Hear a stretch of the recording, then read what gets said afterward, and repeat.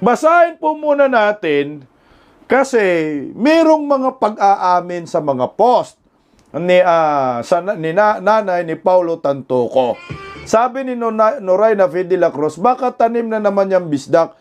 Na iwan ko kung tanim o baka talagang planado ho nila ito kasi nga ho, na-post man ho ito ng mainstream media. Kanina lang ho ito. Basahin natin, simula ho, umpisa. Ang haba ng post, ang haba po ng post na yan ay ipinost ng One News channel. One News po ito, galing ha.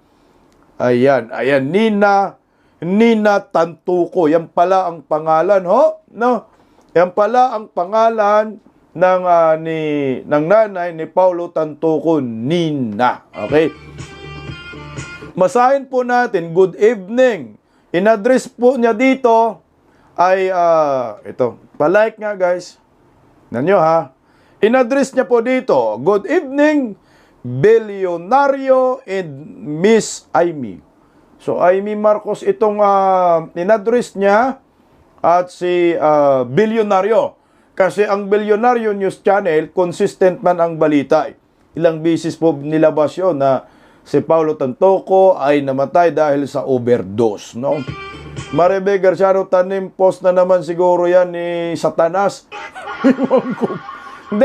Hindi, mga uplok man sila. Sabi ni Inday Sara, ito part po ito ng mga part po ito ng, ang tawag dyan, part po ito ng kanilang diversionary tactics or pagtatakip. Nakakala mo siguro mapaniwala ang taong bayan, pero meron po akong nakikitang mas napaganda pa at mas lalong magiging solido pa ang ating paniniwala na legit talaga yung inilabas ng County of Los Angeles Medical Examiner. Okay, ito po ha. Nina Vargas Tantoco, mother of the deceased Paulo V. Tantoco. Our son died last March, Manila time. In LE, March 9, Manila time in LE. So sa Amerika nga, March 8 nga ho ito. LA, California, in the presence of his wife, Dina, who is the Social Secretary of the First Lady, Miss Lisa Marcos. Meron nga katungkulan, Social Secretary. So ngayon, maliwanag po na itong si asawa ni Paulo Tantoco ay Social Secretary ni Baki. Itong post ang pagbabasihan natin ha. Again, binalita na po ito sa mainstream media. So may katungkulan yung asawa ni Tantoco, Paulo. So pinasahod din po natin yan. So hindi po ito pwedeng sasabihin it's a private matter, no? Public po ito. Public po, publikong usapin kasi meron pong pira ng bayan ang pinag-uusapan ho dito. Kasi kasama man sa entourage ni Baki, okay,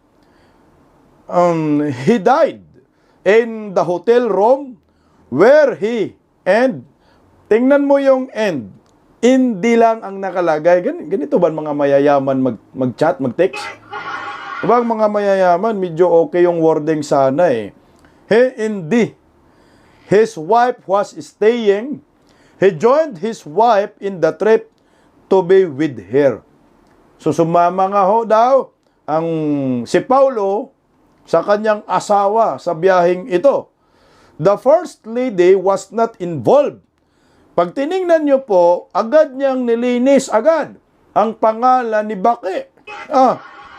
Tingnan mo ha, the First Lady was not involved in any way with our son's date. Nilinis. No? Baka, pinawalang sala na agad si Baki dito. Wala daw kinalaman ang si Baki sa pagkamatay ng kanyang anak. Ito, linis na si Baki. Nagaling, no? Animal. Sabi ni Lady J, fake yan, bisdak, guy. Di nga. Pinost po yan ng One News, nasa mainstream media po yan. Pero anuhin po natin, tuloy natin. Okay. The partial autopsy report is open for you to see. Ibig sabihin, yung mga autopsy report daw ay bukas daw. Di umano na tingnan ng bilyonaryo at ni Amy Marcos. Tingnan nyo po, bilyonaryo. It had cocaine effect. O, dito inamin niya. Inamin na it had cocaine effect, accident, and the heart disease. Okay. Ayan. Period muna tayo, ha. Dito mga kaibigan ko, inamin sa post na namatay ng dahil sa cocaine. Accidental daw, accident and heart disease. So, inatake nga ho ito sa puso, no? Tingnan mo, ha.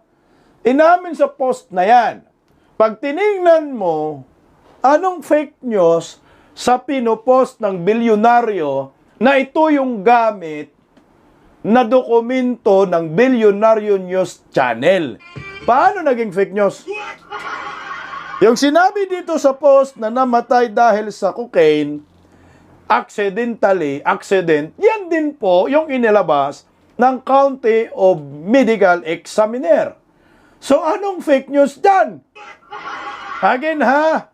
Dito po inamin sa post na ito na yung kanyang anak namatay ho talaga ng dahil sa cocaine. Sabi, ha? Sabi ni Gwapa lagi ako, Bisdak, fake account yan? Nakalock daw profile? Ewan ko, ha? Kasi ito, pinost po ito sa mainstream media. One News Channel po. Meron po akong screenshot yan. Hindi po ako ma-fake news yan. Ako safe tayo dyan. Kung ma-fake news yan, fake news yung One News Channel dito. Okay. Tingin mo, ha? Inamin dito sa post ni Nina Tantoco na nagpakilalang ina ni Paulo. Okay. Pau is being used to aggravate this conflict. He did have, ibig sabihin, merong cocaine sa kanyang katawan. Ulit tayo, ha? Namali ako ng ano ba? He did have cocaine in his body as the autopsy. Merong cocaine na kanyang katawan nung pag-autopsy. So, ibig sabihin, inamin niya mo mismo dito sa post niya na talagang umiinom ng cocaine yung anak niya. Ay dito, ha? Pero merong but it was not an overdose. Hindi daw overdose, pero inamin niya na merong nakitang cocaine sa autopsiya ng kanyang anak. Okay, tuloy natin kunti, ha? Tuloy lang. The complete autopsy report will come and it will publicly known. So kung baka niluluto na yung autopsy, no? Our son used cocaine. So dito, inamin niya, no? Gumamit talaga ng cocaine yung anak niya. Yaward talaga. And it did not come from the first lady. Hindi daw nanggaling kay Baki. Nambuhang na talaga, oh. Okay, ha? Yung anak daw niya gumagamit ng pulbos pero hindi talaga nanggaling kay Baki. So ito, pangalawa ng pagdipinsa. Pangalawang pagdipinsa ng post na ito kay Baki.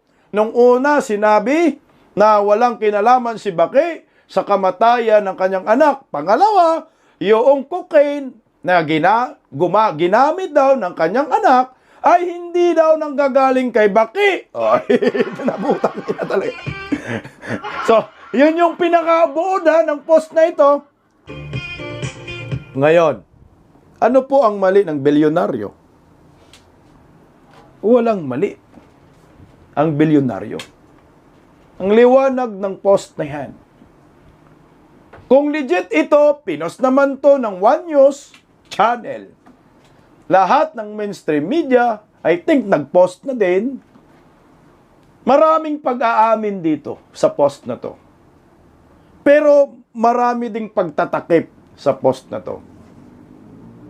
Pero sa post na to, pinatunayan lang niya na totoo ang post ng bilyonaryo.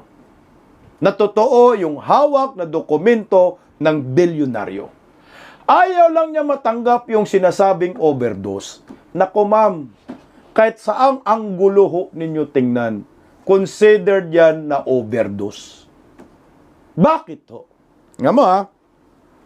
Ang sabi ng nanay, kung nanay niya talaga ito, si Paulo Tantoco sa autopsy ay nakitaan ng cocaine. Yung partial report ay accident ang nangyayari. No? At inatake sa puso, heart disease. Ngayon, ma'am, ang hindi niya magustuhan yung overdose. Guys, ganun na rin ho yan. Inamin naman ng nanay niya na ng pagkamatay, autopsy, nakita yung cocaine, accident, yung pangyayari. So, ibig sabihin, overdose ho talaga ang ikinamatay. Kung tayo mga Pilipino, hindi po tayo eksperto sa pagdating sa mga autopsiya, pero pag tiningnan natin ang sitwasyon, ang sabi sa autopsy, cocaine at atake sa puso, isa lang ang ibig sabihin yan, na overdose. Overdose sa cocaine. Kasi kung wala yung cocaine, hindi sana buhay pa yan si Paulo Tantoco. So confirm, walang fake news na pinakalat ang Bilyonaryo News Channel. Ito ay pag-amin lang ng mama ni Tantoco. Kung totoo po yung post na yan, na talagang namatay ang kanyang anak ng dahil sa cocaine.